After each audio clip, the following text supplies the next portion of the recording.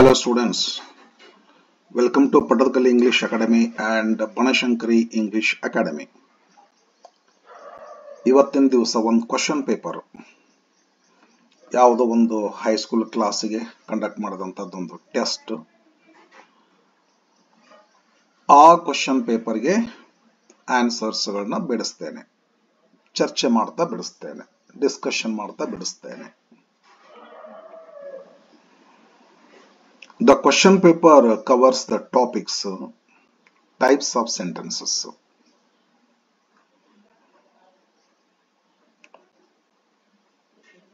subject and predicate,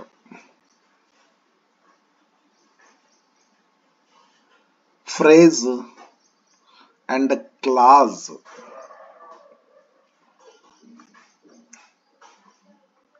parts of speech, tenses, past and past participle forms. These topics are covered. It is the test of 30 marks. Let's begin. Main question number 1. Name the type of sentence of the following. We have to tell whether the sentence is assertive or interrogative or exclamatory sentence or imperative sentence. You know what an assertive sentence is? A sentence that makes a statement is called assertive sentence. ಹಿಂಗಿಂಗೈತಿ ಅಂತ ಹೇಳುವಂತ sentence assertive sentence. English international language ಇರುತ್ತದೆ, ನೀವು ವಿದ್ಯಾರ್ಥಿಗಳು ಇರುತ್ತೀರಿ, ಇವೆಲ್ಲ assertive sentences. Then interrogative sentences ಅಂದ್ರೆ ಪ್ರಶ್ನೆ ಮಾಡುವಂತ sentences. A sentence that asks a question is called interrogative sentence. Where are you going to? What are you eating? Are you a doctor? Is it your pen? Do you go to school today? WH questions, yes no questions, two types of questions are there. ಅದೇನು ಹೇಳೋದು ಬೇಕಾಗಿಲ್ರಿ. Interrogative sentence ಅಂದ್ರೆ ಸಾಕು. Exclamatory sentence. A sentence that expresses our sudden feelings, our strong feelings, our exclamations is called an exclamatory sentence. Exclamatory sentence ಗೆ what ಇಲ್ಲ how starting ಬಂದಿರ್ತಾವ್ರಿ. End ಗೆ exclamatory mark ಇರ್ತದ. Interrogative sentence ಗೆ end ಗೆ question mark ಇರ್ತದ. Assertive sentence end ಗೆ full point ಇರ್ತದ. In a last fourth type of sentence ಅಂದ್ರೆ imperative sentence. A sentence that makes an order, a request, a warning, an advice, a suggestion is called imperative sentence. Imperative sentences begin with the verb, they don't have subject. Subject is understood, that is you always. Come here, go there, don't come here, don't go there. These are imperative sentences. Okay, let's see the first sentence. What a clean city Mysore is. It expresses our strong feelings and ended in exclamatory mark and began with the WH word what, but WH question is ಇಲ್ಲಿ ಇದು WH word ಅಲ್ಲ, ಇದು adverb. ಇದು what A clean ಅಂದ್ರೆ ಎಷ್ಟೊಂದು clean ಅಪ್ಪ ಅಂದ್ರೆ ಬಹಳ ಕ್ಲೀನ್ ಅಂತಂಗ. ಕ್ಲೀನ್ ಅಡ್ಜೆಕ್ಟಿವ್ ಆಗ್ತತಿ. ಅಡ್ಜೆಕ್ಟಿವ್ ಅನ್ನ ವರ್ಣಿಸುವಂತದ್ದು ಇದು. ಅಮೌಂಟ್ ಆಫ್ ಅಡ್ಜೆಕ್ಟಿವ್ ಹೇಳ್ತಕ್ಕಂಥ ವರ್ಡ್ ಇದು. adverb ಇದು, WH word ಅಲ್ಲ ಇದು. What A clean city. What is your name ಅಂದ್ರೆ WH word. What A clean city Mysuru is ಅಂದ್ರೆ WH ವರ್ಡ್ ಅಲ್ಲ, ಅದು adverb, ಅದು adverb. It modifies, it tells the amount of an adjective. A word that modifies an adjective is called adverb.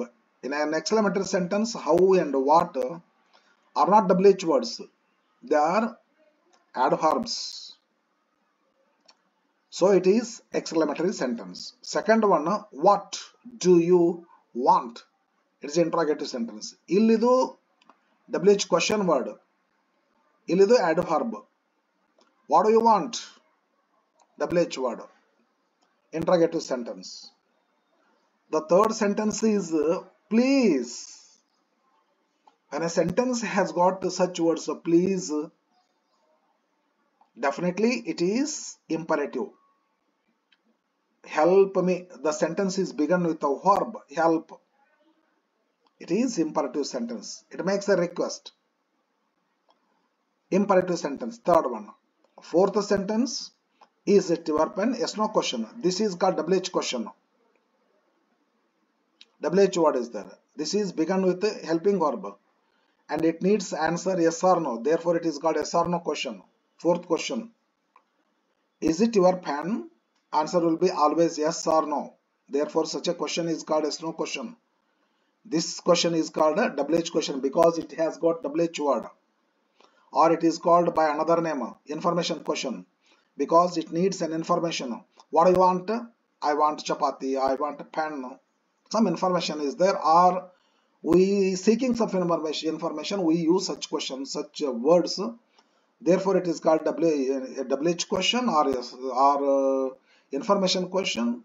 This is called yes no question because it requires always answer yes or no. The fifth sentence is English is fascinating.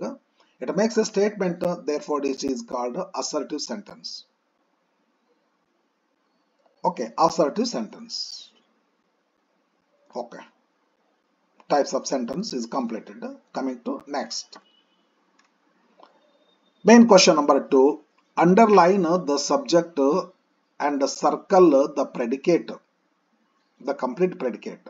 ಹೆಂಗತೆ ಹೇಳ್ತೀವಿ. ಒಂದು sentence ಕೊಟ್ಟಾರ, subject ಯಾವುದು ಅದನ್ನ underline ಮಾಡ್ರಿ, predicate ಯಾವುದು ಅದನ್ನ circle ಕಟ್ರಿ ಅಂತೀವಿ ನಾವು. ಬಟ್ ನನಗೆ ಇಲ್ಲಿ ಅದನ್ನೆಲ್ಲ ಮಾಡೋದಿಲ್ಲ, ಹಂಗೆ ಹೇಳ್ತೀನಿ ಯಾವ ಸಬ್ಜೆಕ್ಟ್ ಯಾವ್ದು ಪ್ರೆಡಿಕೇಟ್ ಅಂತ ಹೇಳ್ರಿ. ನಿಮಗೆ ಗೊತ್ತಿರಲಿ ಸಬ್ಜೆಕ್ಟ್ ಅಂದ್ರೆ ಏನೋ ಪ್ರೆಡಿಕೇಟ್ ಅಂದ್ರೆ ಏನು ಅಂತ ಹೇಳಿ. ಸಬ್ಜೆಕ್ಟ್ ಅಂದ್ರೆ ಏಜೆಂಟ್ ಆಫ್ ದ ಆಕ್ಷನ್. ಆ ವಾಕ್ಯದೊಳಗ ಯಾರು ಕೆಲಸ ಮಾಡ್ತಾರ ಅವ್ರ ಸಬ್ಜೆಕ್ಟ್. ಈಗ ಕಮಲಾ ಡ್ರಿಂಕ್ಸ್ ಕಾಫಿ ಅಂತ ಐತಿ. ಡ್ರಿಂಕ್ಸ್ ಕಾಫಿ ಅಂತಕ್ಕಂಥದ್ದು ಒಂದು ಆಕ್ಷನ್. ಈ ಆಕ್ಷನ್ ಮಾಡೋರು ಯಾರು? ಕಮಲಾ. ಇದು ಸಬ್ಜೆಕ್ಟ್. ಮತ್ತೇನು ಪ್ರೆಡಿಕೇಟ್ ಅಂದ್ರೆ ಏನು?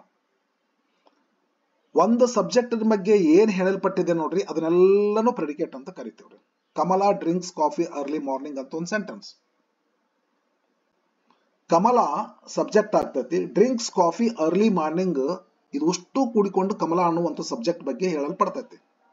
Whatever is told about one subject is called predicate.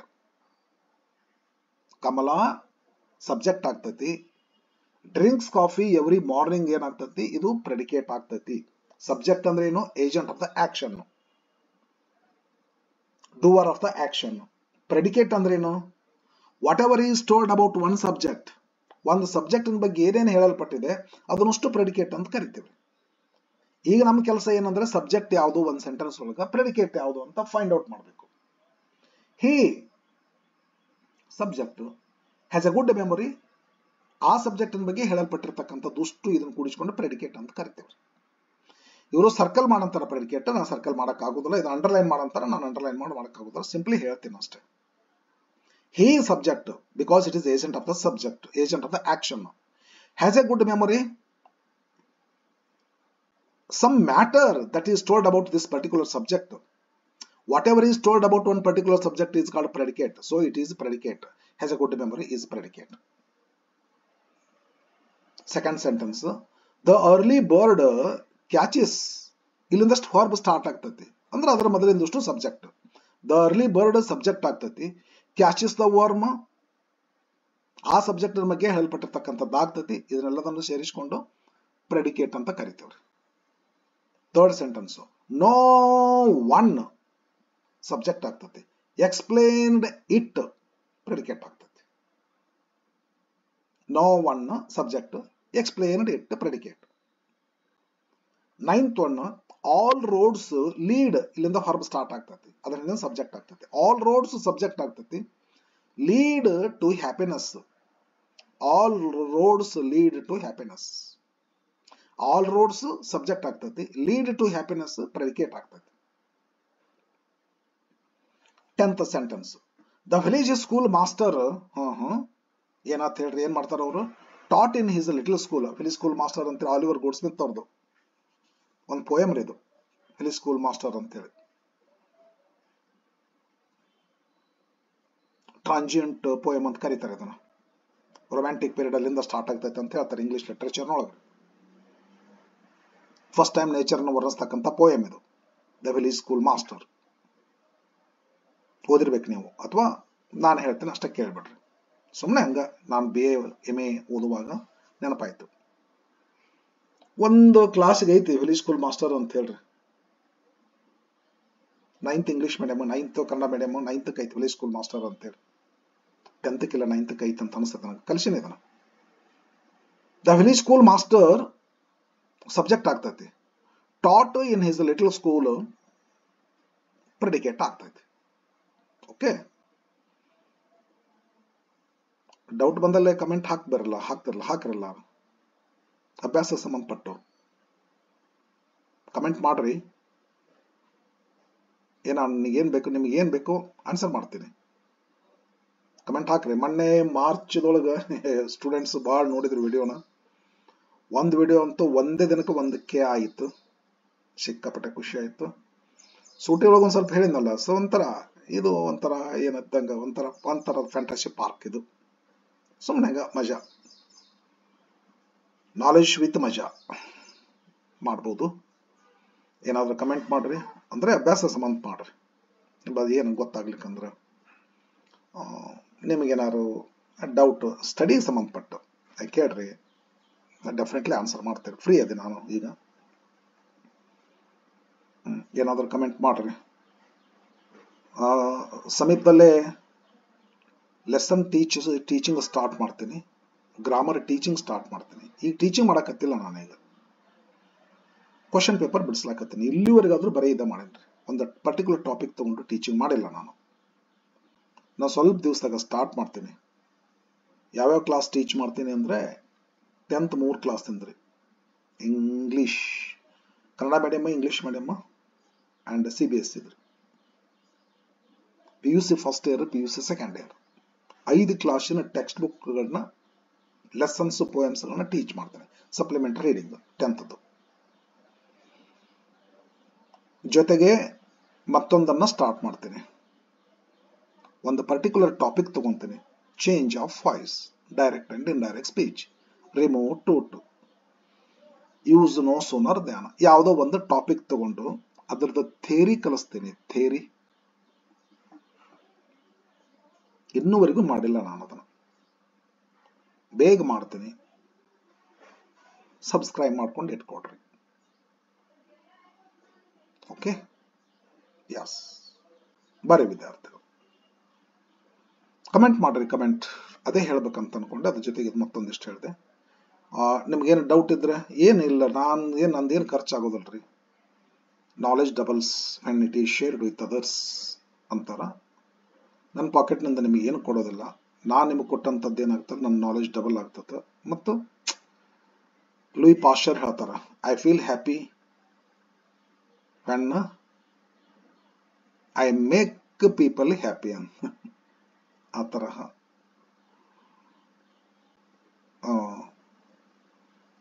ನಿಮಗೇನಾದರೂ ಡೌಟ್ಗಳನ್ನ ಕ್ಲಾರಿಫೈ ಮಾಡಿದಾಗ ನನಗೆ ಹ್ಯಾಪಿನೆಸ್ ಅನಿಸುತ್ತದೆ. ಕೇಳ್ರಿ, ಖುಷಿ ಪಡ್ತೀನಿ ನಾನು.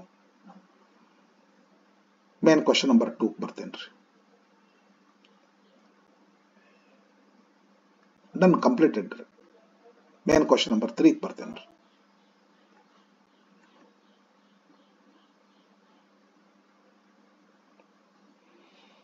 Say whether the underlined word, underlined group of words is a phrase or a clause. ಇದ್ರ ಬಗ್ಗೆ ಗೊತ್ತಿರಲಿ ನಿಮಗೆ ಮೊದಲು, ಅಂದ್ರೆ ನಿಮಗೆ ಮಾಡ್ಲಿಕ್ಕೆ ಆಗ್ತದೆ.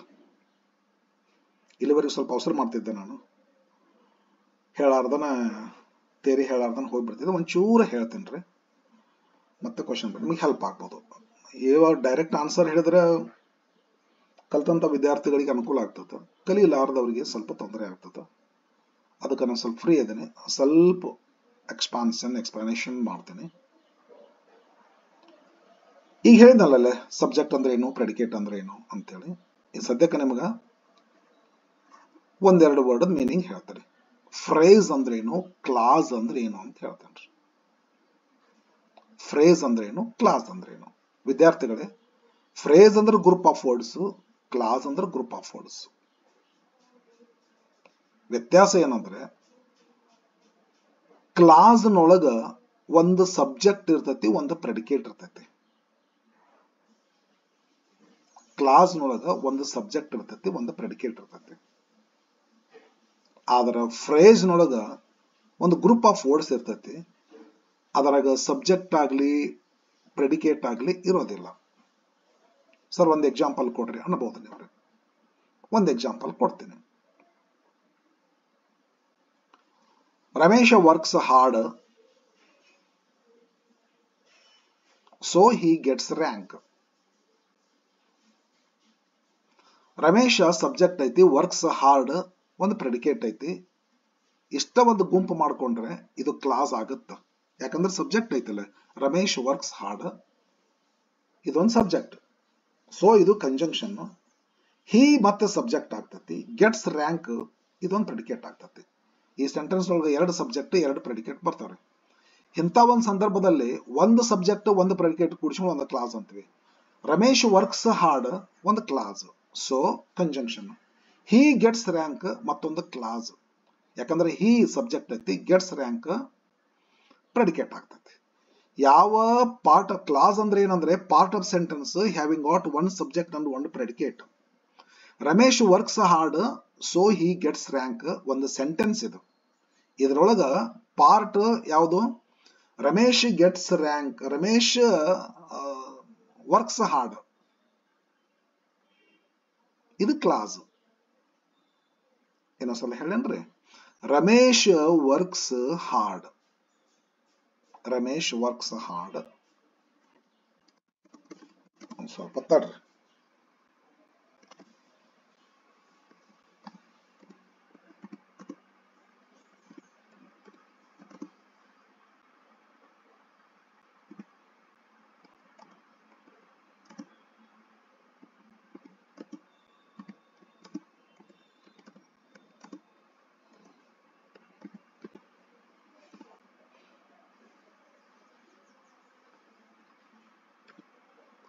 ಸ್ವಲ್ಪ ನೋಡ್ರಿ, ಈ ಸೆಂಟೆನ್ಸ್ ನೋಡ್ರಿ ವಿದ್ಯಾರ್ಥಿಗಳ, ಸ್ವಲ್ಪ ನೋಡ್ರಿ. ಇಲ್ಲಿ ನೋಡ್ರಿ, Ramesh subject, works hard predicate. ಇನ್ನ ಹೇಳಿ ನಾನು ಸಬ್ಜೆಕ್ಟ್ ಅಂದ್ರೆ ಏನು, ಪ್ರೆಡಿಕೇಟ್ ಅಂದ್ರೆ ಅಂತ ಹೇಳಿ. Agent of the action is called subject. What is told about one subject is called predicate. Ramesh works hard, ಈ ಸೆಂಟೆನ್ಸ್ ಒಳಗ ರಮೇಶ ಸಬ್ಜೆಕ್ಟ್ ಆಗ್ತೈತಿ, ವರ್ಕ್ಸ್ ಹಾರ್ಡ್ ಪ್ರೆಡಿಕೇಟ್ ಆಗ್ತೈತಿ. ಸೊ ಇದು ಕಂಜಂಕ್ಷನ್ ಅನ್ಬೇಕು, ಇದಕ್ಕೆ ಕಾಂಪೌಂಡ್ ಸೆಂಟೆನ್ಸ್ ಇದು. ಮತ್ತೆ ಯಾವಾಗ ಹೇಳ್ತೇನಂತ, ಟೀಚಿಂಗ್ ಮಾಡ್ಬೇಕಂದ್ರೆ ಗೊತ್ತಾಗ್ತದೆ ನಿಮಗೆ. ಹಿ ಸಬ್ಜೆಕ್ಟ್ ಗೆಟ್ಸ್ ರ್ಯಾಂಕ್ ಪ್ರೆಡಿಕೇಟ್. ಈ ಒಂದು ಸೆಂಟೆನ್ಸ್ ಇಲ್ಲಿಗೆ ಎಂಡ್ ಆಗ್ತೈತಿ. ಇದ್ರೊಳಗ ಎರಡು ಸಬ್ಜೆಕ್ಟ್ಗಳದಾವ್ರಿ, ಎರಡು ಪ್ರೆಡಿಕೇಟ್ಗಳದಾವ್ರಿ. ಈ ತರ ಸೆಂಟೆನ್ಸ್ ಒಳಗ ಒಂದು ಸಬ್ಜೆಕ್ಟ್ ಒಂದು ಪ್ರೆಡಿಕೇಟ್ ಒಳಗೊಂಡಂತ ಪಾರ್ಟ್ ಆಫ್ ಸೆಂಟೆನ್ಸ್ ಅನ್ನ ಕ್ಲಾಸ್ ಅಂತ ಕರಿತೀವ್ರಿ. ಅಂದ್ರೆ ಕ್ಲಾಸ್ ಡೆಫಿನಿಷನ್ ಏನಂದ್ರೆ, A part of sentence, A part of sentence, ಇದೊಂದು ಸೆಂಟೆನ್ಸ್, ಇದ್ರ ಪಾರ್ಟ್ ಇದು. A part of sentence having one subject and one predicate is called class. Okay, class ಅಂದ್ರೆ ಅದ್ರಾಗ ಒಂದು ಸಬ್ಜೆಕ್ಟ್ ಬೇಕ್ರಿ, ಅದಕ್ಕೊಂದು ಪ್ರೆಡಿಕೇಟ್ ಬೇಕ್ರಿ, ಇದು ಕ್ಲಾಸ್ ಅಂತೀವ್ರಿ. ಇಲ್ಲಿ ಐತಲ್ಲ ಫ್ರೇಸ್, ಇದು ಕ್ಲಾಸ್ ಅಲ್ಲ, ಇದು ಒಂದು group of words, set of words that gives a literal meaning, but it doesn't have a subject and a predicate. ಹೌದಲ್ಲ? ಒಂದು ಸೆಂಟೆನ್ಸ್ ಹೇಳ,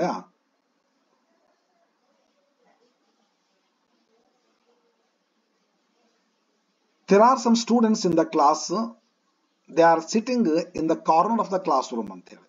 in the corner of the classroom, in the corner of the classroom.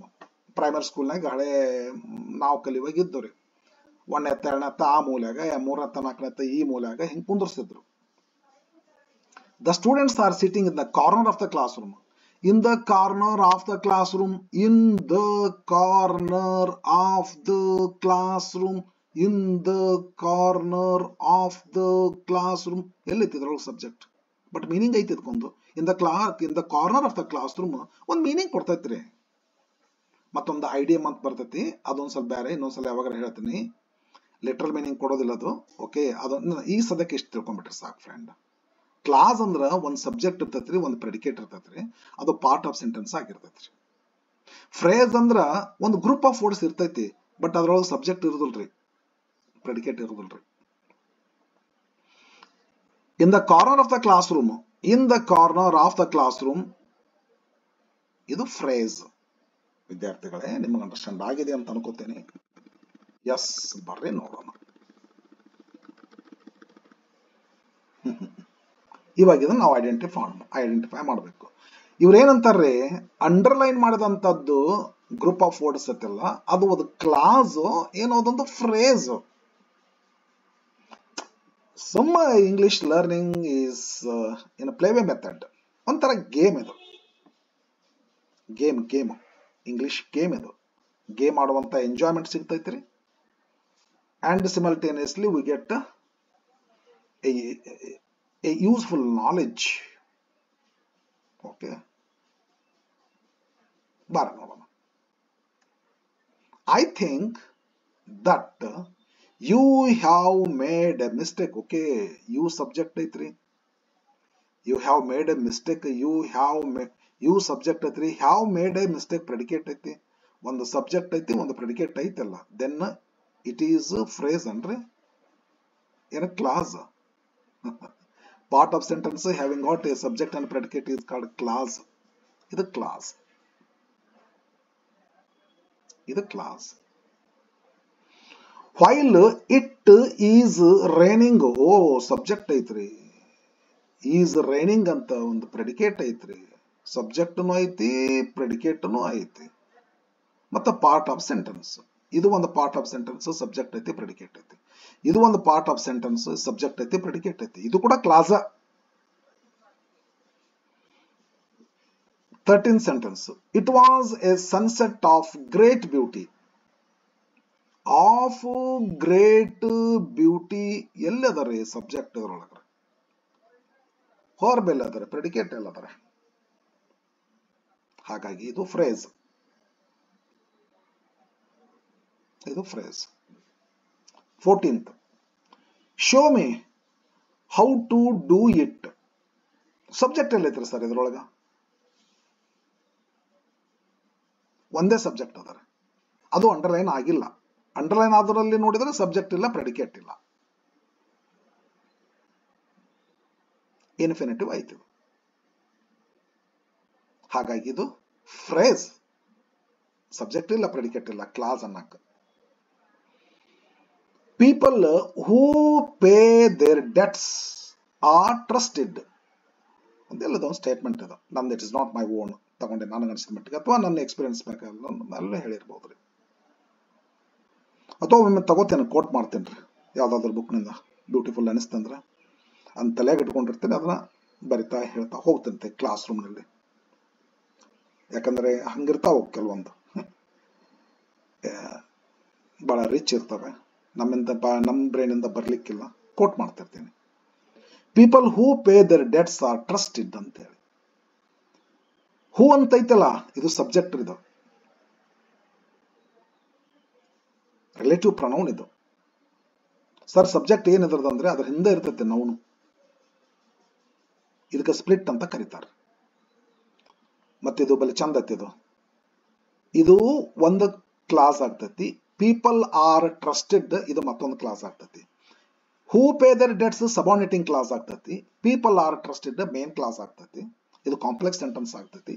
ಅದು ಮತ್ತೆ ಯಾವಾಗಾರ ನಾನು ಮುಂದಿನ ನನ್ನ video ನೋಡ್ತಾ ಇರಿ ನೀವು. ಏನಾದರೂ ಹೇಳ್ತಾ ಇರ್ತೀನಿ. ಕಾಂಪ್ಲೆಕ್ಸ್ ಕಾಂಪೌಂಡ್ ಸಿಂಪಲ್ ಸೆಂಟೆನ್ಸಸ್ ಅಂತ ಬರ್ತದ್ರಿ. ನೇಚರ್ ಆಫ್ ಸೆಂಟೆನ್ಸ್ ಹೇಳುವಾಗ ನಾನು ಹೇಳ್ತೀನಿ ಅದನ್ನ. ಮತ್ತೆ ಆಗಲೇ ಸಿಂಪಲ್ ಅದೇನಂದ್ರ ಅಸರ್ಟಿವ್ ಅದು ಒಂಥರ ರೀ. Assertive sentence, interrogative, exclamatory, imperative ಒಂಥರ. ಕಾಂಪ್ಲೆಕ್ಸ್, ಸಿಂಪಲ್, ಕಾಂಪೌಂಡ್ ಮತ್ತೊಂದು ತರಹ. ಅದಕ್ಕೆ ಸಂಬಂಧಪಡ್ತಕ್ಕಂಥದ್ದು ಆಗ್ತದೆ ಇದು.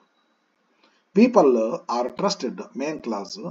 ಹೂ pay their debts, pay their debts predicate ಆಗ್ತೈತ್ರಿ. ಹೂ ಅಂದ್ರೆ ಪೀಪಲ್ ಅದು. ಪೀಪಲ್ ಪೇ ದೇರ್ ಡೆಟ್ಸ್ ಅಂದಂಗ ಅದು ಪ್ರನೌನ್. ಇದು ಎದ್ರ ಪ್ರನೌನ್ ಅಂದ್ರೆ ಅದ್ರ ಹಿಂದೆ ಇರ್ತೈತೆ ನಾವು, ಅದರ ಪ್ರನೌನ್. ಇದು ಒಂಥರ ಸ್ಟೈಲ್. ಇದು ಮಾತಾಡೋದು ಬಹಳ ಬ್ಯೂಟಿಫುಲ್ ಆಗಿರ್ತಕ್ಕಂಥ ಸ್ಟೈಲ್. ಇದು ಸ್ಪ್ಲಿಟ್ ಅಂತ ಕರಿತೀವಿ ಇದನ್ನು. ಅಂದ್ರೆ ಸೆಂಟೆನ್ಸ್ ಮೇನ್ ಕ್ಲಾಸ್ ಸ್ಪ್ಲಿಟ್ ಆಗ್ತೈತಿ. ಇಲ್ಲಿ ಪೀಪಲ್ ಸಬ್ಜೆಕ್ಟ್ ಇಲ್ಲಿ ಬರ್ತೈತ್ರಿ, ಪ್ರೆಡಿಕೇಟ್ ಇಲ್ಲಿ ಬರ್ತೈತಿ, ನಡಬರ್ಕ್ ಒಂದು ಸಬಾರ್ಡಿನೇಟಿಂಗ್ ಕ್ಲಾಸ್ ಬಂದು ಸೇರ್ಕೊಂತೈತಿಲ್ಲ, ಮೇನ್ ಕ್ಲಾಸ್ ಸ್ಪ್ಲಿಟ್ ಆಗ್ತೈತಿ, ಹೊಡಿತೈತ್ರಿ. ಇದೊಂದು ಸ್ಟೈಲ್ ಅದ ಮಾತಾಡೋದು. ಮತ್ತೆ ಯಾವಾಗಾರ ಮುಂದಿನ ವಿಡಿಯೋದಲ್ಲಿ ಯಾವಾಗಾರ ಹೇಳ್ತಾ ಇರ್ತೀನಿ. ಆದ್ರಿಂದ ಹೂ ಪೇ ದೇ ಪೇ ಸಬ್ಜೆಕ್ಟ್ ಹೊರ ಬದ್ರಿ, ದೇರ್ ಡೆಟ್ಸ್ ಆಬ್ಜೆಕ್ಟ್ ಅದರಿ, ಹೂ ಸಬ್ಜೆಕ್ಟ್ ಅದರಿ, ಒಂದು ಸಬ್ಜೆಕ್ಟ್ ಅದ, ಒಂದು ಪ್ರೆಡಿಕೇಟ್ ಅದ, then it is class.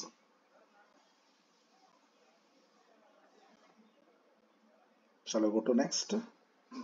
To the next. Okay. Name the parts of speech of the underlined words. Parts of speech: noun, pronoun, adjective, verb, adverb, preposition, conjunction, interjection. Parts of speech. Important topic. ಯಾರು ಹುಡುಗರು ಕೇಳ್ತಾರ parts of speech ಮಾಡಿ ಹಾಕ್ರಿ ಅಂತ ಹೇಳಿ ಕಲಿಸ್ತೇನ್ರಿ. ಒಂದೊಂದು topic ಕಲಿಸ್ತೇನ್ರಿ. ಬಹಳ ದೊಡ್ಡದು, ಸಾಗರದಷ್ಟು ಅದ ರೀ. ಜೀವನದುದ್ದಕ್ಕೂ ಕಲಿಸಿದ್ರು ಕಡಿಮೆ ಆಗೋದಿಲ್ಲ. ಎಂಡಂತೂ ಇಲ್ಲವೇ ಇಲ್ಲ. ಎಷ್ಟು ಹೇಳಿದ್ರು ಕಮ್ಮಿನ ರೀ. ಹೇಳ್ತಾ ಇರ್ತೀನಿ. ಪಾರ್ಟ್ ಆಫ್ ಸ್ಪೀಚ್ ಟಾಪಿಕ್ ಹಾಕ್ಕೋತೀನಿ. ಟೀಚಿಂಗ್ ಮಾಡುವಾಗ ಹಾಕ್ಕೊಂತೀನಿ ಅಂತ ಹೇಳಿದ್ನಲ್ಲ. ನಾಳೆ ಒಂದು I am waiting for an auspicious day. Start ಮಾಡ್ತೀನಿ teaching. Lesson, poems and grammar teach ಮಾಡ್ತೀನಿ. ಸಿಸ್ಟಮೆಟಿಕ್ ಆಗಿ ಒಂದು ಪರ್ಟಿಕ್ಯುಲರ್ ಟಾಪಿಕ್ ತಗೊಂಡು ಒಂದು ಪರ್ಟಿಕ್ಯುಲರ್ ಟಾಪಿಕ್ ಟೀಚ್ ಮಾಡ್ತೀನಿ.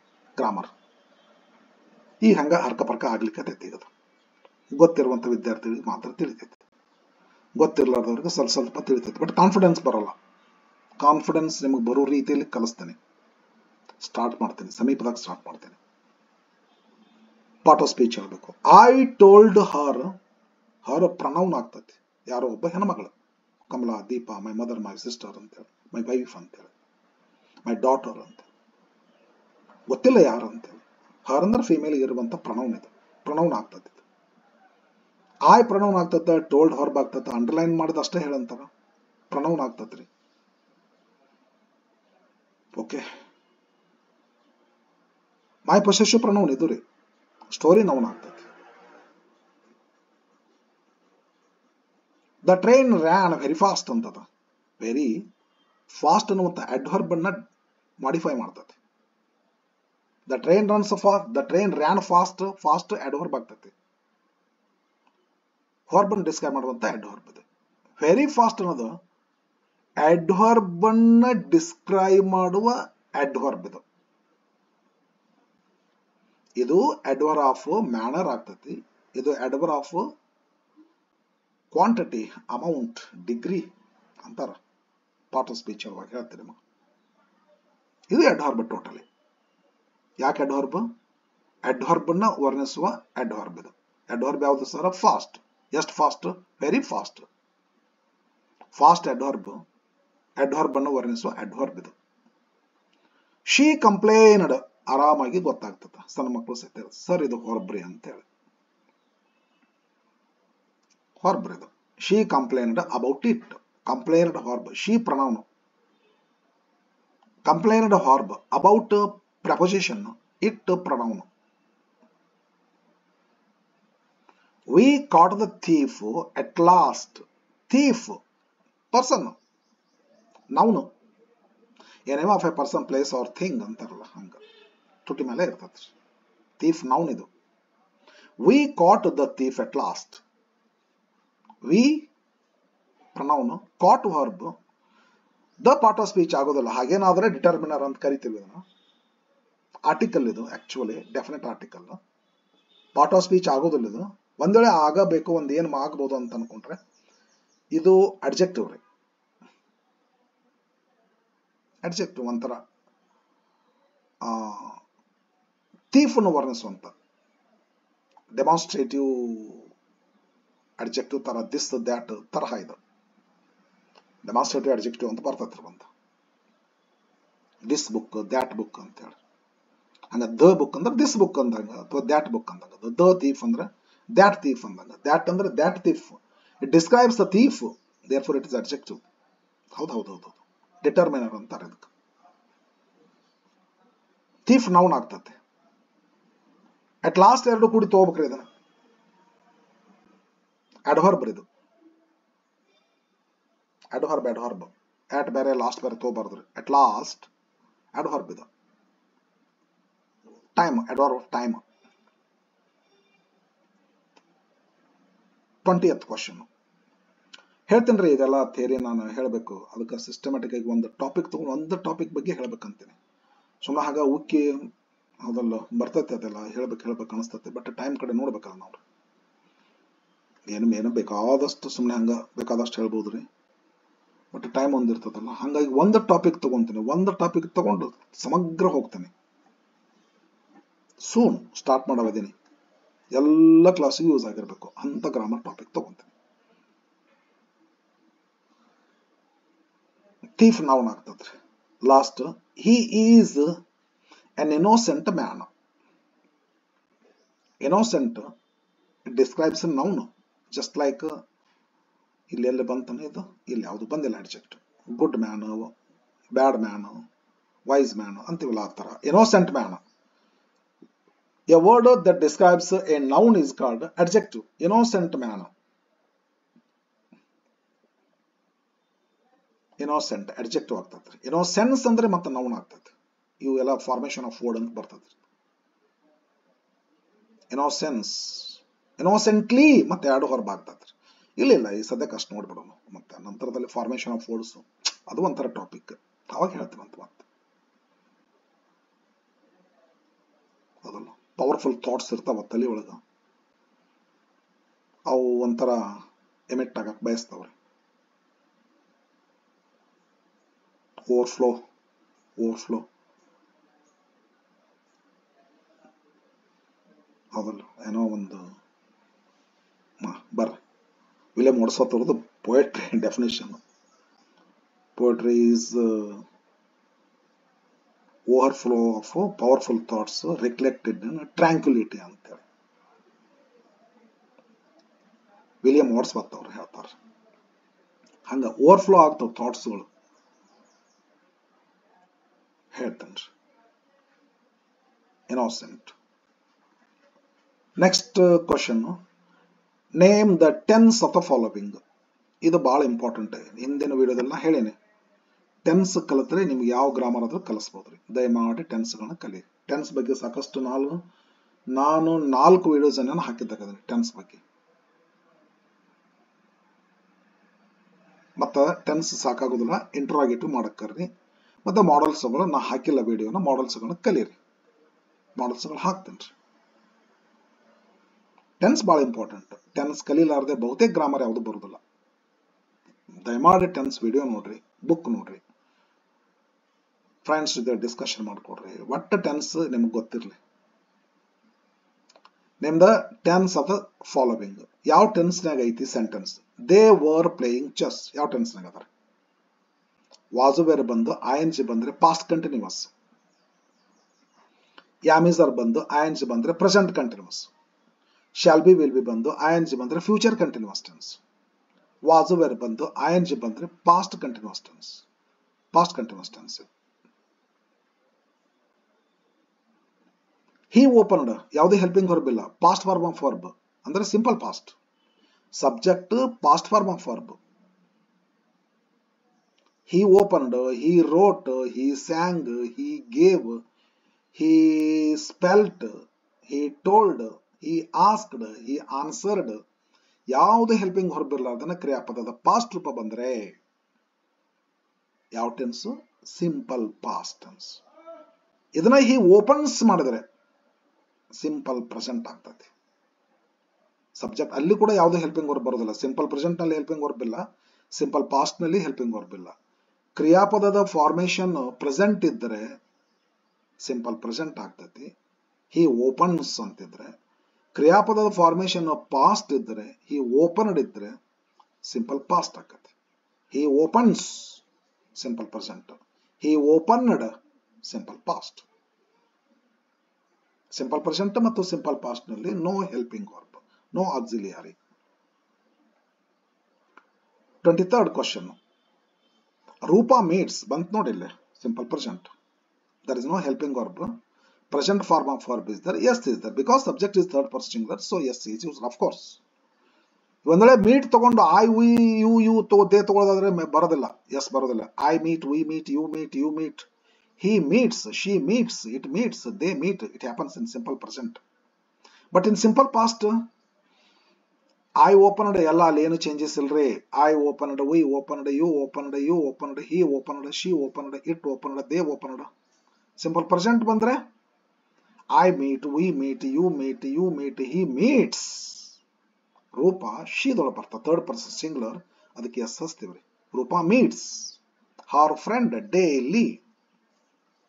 Simple present.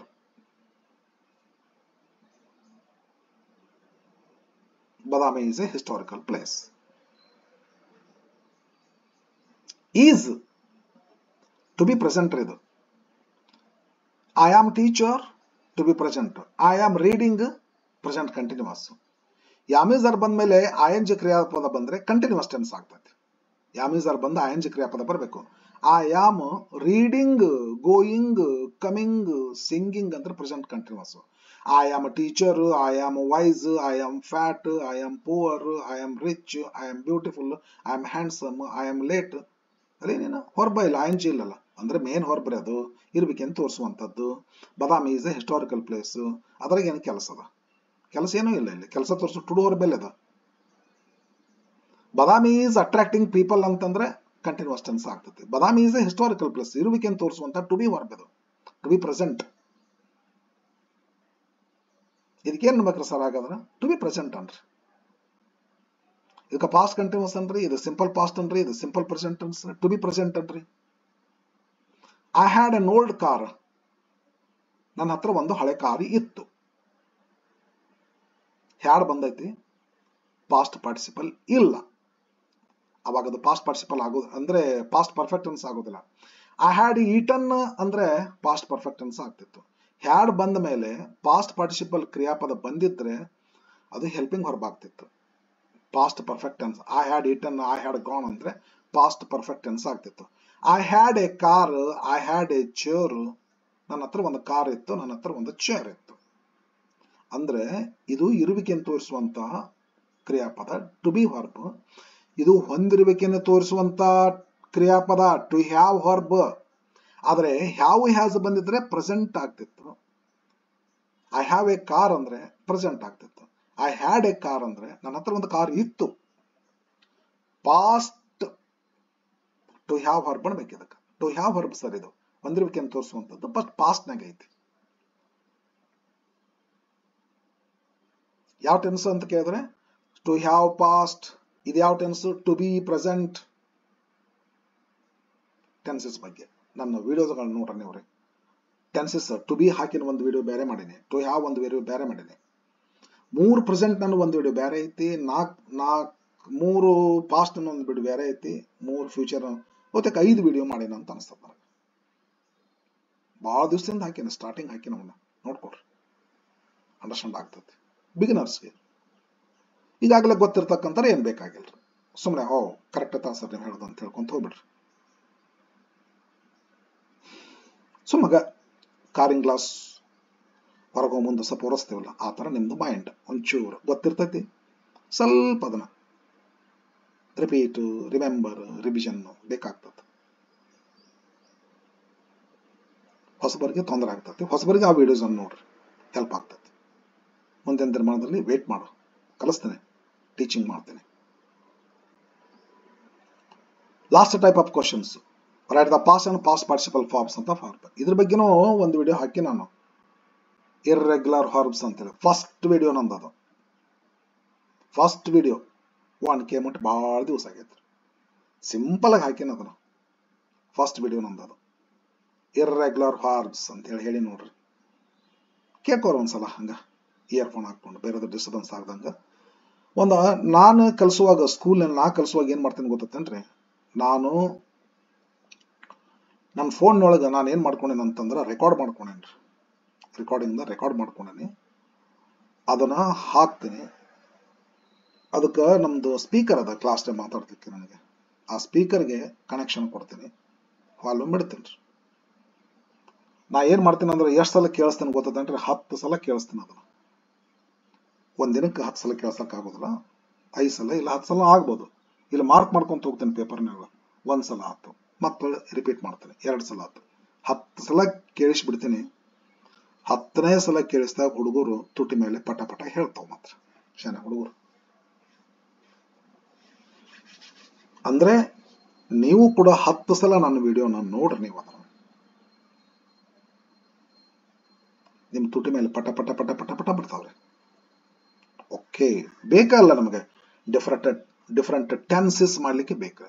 ಐ ಸ್ಪೀಕ್ ಅಂತಾರೆ, ಐ ಆಮ್ ಸ್ಪೀಕಿಂಗ್ ಅಂತಾರೆ, ಐ ಹ್ಯಾವ್ ಸ್ಪೋಕನ್ ಅಂತಾರೆ, ಐ ಸ್ಪೋಕ್ ಅಂತಾರೆ. ಸಿಂಪಲ್ ಪ್ರೆಸೆಂಟ್ ಮಾಡ್ಬೇಕಾದ್ರೆ ಸ್ಪೀಕ್ ಬೇಕು, ಸಿಂಪಲ್ ಪಾಸ್ಟ್ ಮಾಡ್ಬೇಕಾದ್ರೆ ಸ್ಪೋಕ್ ಬೇಕು, ಪ್ರೆಸೆಂಟ್ ಪರ್ಫೆಕ್ಟ್ ಮಾಡ್ಬೇಕಾದ್ರೆ ಸ್ಪೋಕನ್ ಬೇಕು. ಮತ್ತೆ ಇದನ್ನು ಕಲೀಲಿಕ್ಕಂದ್ರೆ ಟೆನ್ಸಸ್ ಹೆಂಗ್ ಮಾಡ್ತೀರಿ ನೀವು? ಇರ್ರೆಗ್ಯುಲರ್ ಹಾರ್ಬ್ಸ್ ಅಂತ ಕರಿತಾರೆ. ರೆಗ್ಯುಲರ್ ಹಾರ್ಬ್ಸ್ ತಾನೇ ಬರ್ತದೆ, ಬಿಟ್ಬಿಡ್ರಿ. ಇಡಿ ಡಿ ಹೆಚ್ಚು ಮಾಡೋದು, ವಾಕಡ ಟಾಕಡ, ಆಸ್ಕಡ, ರಿಪೀಟೆಡ್. ಇವು ರೆಗ್ಯುಲರ್ ಹಾರ್ಬ್ಸ್ ಅಂತಾರೆ. ಬಟ್ ಇವು ಅದಾವಲ್ಲ ಈಗ, ಇವು ಇರ್ರೆಗ್ಯುಲರ್ ಹಾರ್ಬ್ಸ್. ಅಂದ್ರೆ ಇಡಿ ಡಿ ಹಚ್ಚಿ ಪಾಸ್ಟ್ ಪಾರ್ಟಿಸಿಪಲ್ ಆಗೋದಿಲ್ಲ ಇವು. ಒಮ್ಮೆ ಸೇಮ್ ಫಾರ್ಮ್ ಬರ್ತಾವ, ಕಟ್ ಅಂತೇಳಿ.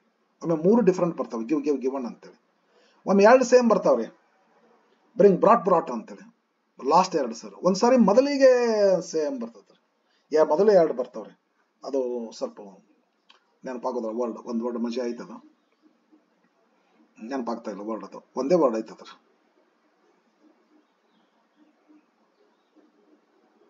ಯಾವ್ದೋ ವರ್ಡ್ ಐತ್ರಿ, ಅದು ನೆನಪಾಗ್ತಾ ಇಲ್ಲ. ಮತ್ತೆ ಇನ್ನೊಂದ್ಸಲ ಯಾವಾಗ ಹೇಳ್ತೀನಿ. ಸ್ಟಾರ್ಟಿಂಗ್ ಸೇಮ್ ಅದಾವ್ರಿ, ಸ್ಟಾರ್ಟಿಂಗ್ ಬಿ ದಿಂದ ಅಲ್ಲ ಸ್ಟಾರ್ಟ್ ಆಗೈತೆ ಲೆಟರ್. ಅದು ನನ್ನ ಇರ್ರೆಗ್ಯುಲರ್ ಹಾರ್ಬ್ಸ್ ವಿಡಿಯೋ ಸ್ಟಾರ್ಟ್ ಮಾಡಿದ್ರೆ ಸ್ಟಾರ್ಟಿಂಗ್ ಬಿ ದಾಗ ಬರ್ತಕ್ಕಂಥದ್ದನ್ನ ಬಂದ್ಬಿಡ್ತೈತೆ. ಅದು ಬೇರೆ ಬೋರ್ನ ಅಲ್ಲ, ನನ್ನ ನೆನಪು ಬರ್ತಾ ಇಲ್ರಿ, ವೇಟ್ ಮಾಡೋದು ಬೇಡ, ಸುಮ್ಮನೆ ಪಾಪ ನಿಮ್ಮ ಟೈಮ್ ಇದಾಗ್ತದೆ. ಮತ್ತೊಂದ್ಸಲ ಹೇಳ್ತೇನೆ, ಮೊನ್ನೊಂದ್ಸಲ ಒಂದು ನೆನಪಾಗಲ್ಲ ಫಿಗರ್ ಆಫ್ ಸ್ಪೀಚ್, ನೆಕ್ಸ್ಟ್ ವಿಡಿಯೋದಲ್ಲಿ ಹೇಳೀನಿ. ಹಂಗತೆ ಒಂದ್ಸಲ ನೆನಪಾಗೋದಿಲ್ಲ ಅಂತಂದ್ರೆ ಏನೋ ಹೇಳ್ತಿರ್ತೀನಿ, ಹಂಗೆ ಒಂದು ಯಾವುದೇ ಹೇಳ್ಬೇಕಂತ ನೆನಪಾಗೋದಿಲ್ಲ. ಮುಂದಿನ ವಿಡಿಯೋದಲ್ಲಿ ಹೇಳಿರ್ತೀನಿ. Speak, spoken, give, gave, given, write, wrote, written, sell, sold, begin, began, begun.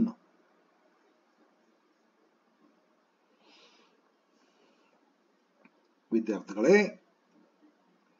ಸಾಕಷ್ಟು ಇನ್ಫಾರ್ಮೇಶನ್ ಅನ್ನು ಕೊಟ್ಟೇನೆ, ಅಂದ್ರೂ ಸಹಿತ ಹಂಗ ಹರ್ಕಪರ್ಕ ಆಗ್ತೈತಿ. ಹೌದಾ? ಓಕೆ, ಒಂಥರ ಹೇಳಿದ್ನಲ್ಲ, ಸಮವ್ ನಿಮ್ಗೆ ರಿವಿಷನ್ ಆಗ್ತೈತಿ, ರಿಪಿಟೇಷನ್ ಆಗ್ತೈತಿ. ನೋಡ್ತಾ ಇರಂಗ ಸುಮ್ಮನೆ. ಓಕೆ, ಎಸ್, ಸಬ್ಸ್ಕ್ರಿಪ್ಷನ್ ಮಾಡಿಕೊಡ್ರಿ, ವೇಟ್ ಮಾಡ್ರಿ, ವಾಚ್ ಮಾಡ್ರಿ, ಫ್ರೆಂಡ್ಸ್ಗೆ ಶೇರ್ ಮಾಡ್ರಿ, ದೆನ್ ಕಮೆಂಟ್ ಮಾಡ್ರಿ. ನಿಮಗೇನಾದರೂ ಒಂದು ಪರ್ಟಿಕ್ಯುಲರ್ ಬೇರೆ ಪ್ರಾಬ್ಲಮ್ ಇದ್ರೂ ಕ್ರಿಯೇಟ್ ಮಾಡ್ರಿ. ಈ ಸದ್ಯಕ್ಕೆ ನಾನು ಏನು ಮಾಡ್ಲಿಕ್ಕತ್ತೀನಿ ಇವನ್ನೆಲ್ಲ ಮಾಡಿ. ಸರ್, ಇದು ಬಿಟ್ಟು ಬೇರೆದೊಂದು ಟಾಪಿಕ್, ರಿಪೋರ್ಟೆಡ್ ಸ್ಪೀಚ್ ಬಗ್ಗೆ ಒಂದು ಪ್ರಾಬ್ಲಮ್ ನಾನು ಕೇಳೇನ್ರಿ. ಓಹೋ, ನೀವು ಯಾವುದೇ ಟಾಪಿಕ್ ಬಗ್ಗೆ ಕೇಳ್ರಿ, ಕಮೆಂಟ್ ಮಾಡ್ರಿ. ಡೆಫಿನೆಟ್ಲಿ ಆನ್ ದಿ ಸ್ಪಾಟ್ ನಿಮಗೆ ಆನ್ಸರ್ ಕಳಿಸ್ಬಿಡ್ತೇನೆ, ನೋಡಿದ್ರೆ ಸಾಕು. ಕಮೆಂಟ್ ಮಾಡ್ತಾ ಇರ್ರಿ, ನನ್ನ ಜೊತೆಗೆ ನನಗೂ ಹುಡುಗರು ನೋಡ್ಲಿಕ್ಕತ್ತಾರ ಅನ್ನೋದು ಖುಷಿ ಆಗ್ತದೆ. ಯಾವುದೇ ಟಾಪಿಕ್ ಕೇಳ್ರಿ ನೀವು, ಇದೇ ಟಾಪಿಕ್ ಬಗ್ಗೆ ಅಂತೇನಿಲ್ಲ. ಓಕೆ, ಡೆಫಿನೆಟ್ಲಿ ಆನ್ಸರ್ ಮಾಡ್ತೇನೆ. Okay, thank you for watching. See you in the next video. Bye, friends.